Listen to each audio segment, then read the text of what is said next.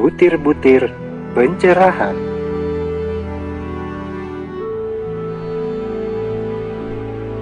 Assalamualaikum warahmatullahi wabarakatuh.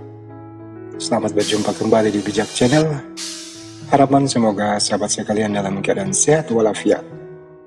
Pada kesempatan ini, Bijak Channel akan berbagi tips dalam menetapkan target dalam pengembangan bisnis di perusahaan tempat Anda bekerja. Dalam perusahaan, target kerja karyawan itu sangatlah penting. Mengapa? Agar perusahaan bisa bertahan dan bahkan lebih maju berkembang. Upaya-upaya ini dilakukan agar ada motivasi bagi karyawannya untuk lebih giat dalam bekerja.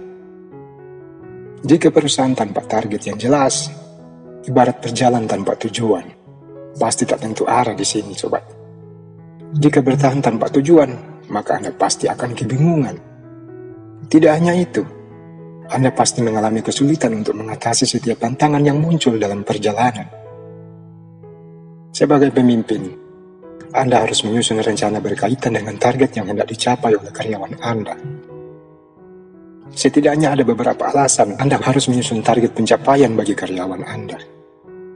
Namun sebelum lebih jauh dibahas, mohon dukung channel ini dengan cara subscribe dan aktifkan lonceng notifikasinya agar Anda tercerahkan dengan setiap konten yang diupload di channel ini. Sahabat bijak, alasan dalam menetapkan target. Yang pertama itu adalah target akan mendorong efektivitas dan efisiensi kerja karyawan. Yang kedua, dengan adanya target akan meningkatkan kinerja sekaligus produktivitas karyawan. Yang ketiga, adanya target tentu dapat mendorong peningkatan kedisiplinan kerja karyawan dalam perusahaan Anda. Sahabat bijak, agar sasaran kerja dapat disusun dengan baik, Anda bisa menetapkan metode SMART-C. Apa itu SMART-C? Specific, measurable, achievable, reasonable, time-bound, dan challenge. Nanti akan kita ulas satu persatu. Yang pertama, spesifik.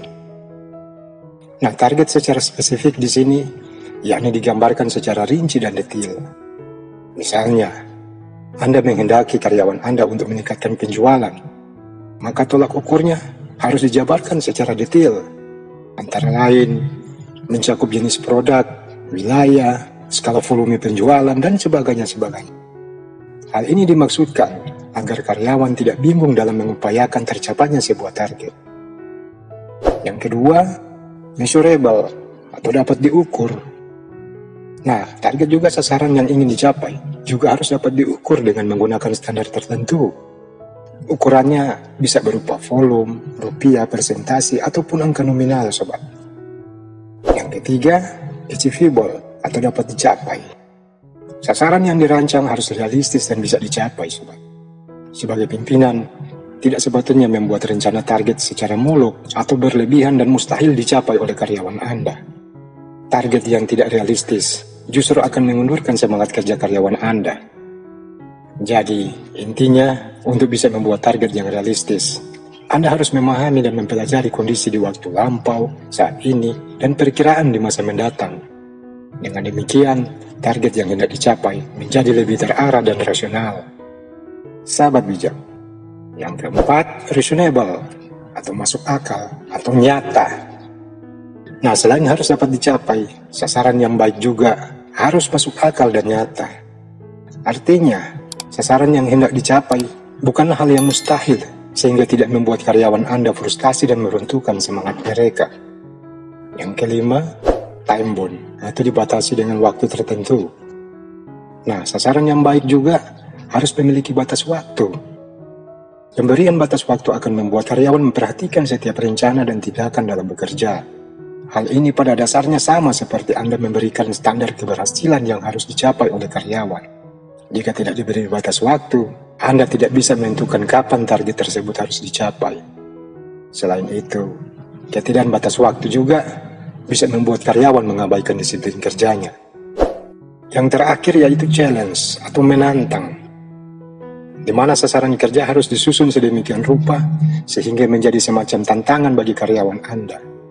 Jika sasaran kerja dapat dicapai dengan mudah, maka mereka akan kurang bersemangat dalam melaksanakannya. Oleh sebab itu, sasaran harus dibuat berdasarkan tingkat kesulitan tertentu, sobat. Tanpa situasi yang menantang, maka tidak ada semangat untuk mengejar target. Jadi, adanya tantangan dapat memicu semangat untuk mengerahkan segala kemampuan terbaik karyawan Anda. Itulah beberapa tips dalam membuat strategi menetapkan target dalam sebuah perusahaan. Semoga ini bermanfaat buat sahabat sekalian. Wassalamualaikum warahmatullahi wabarakatuh.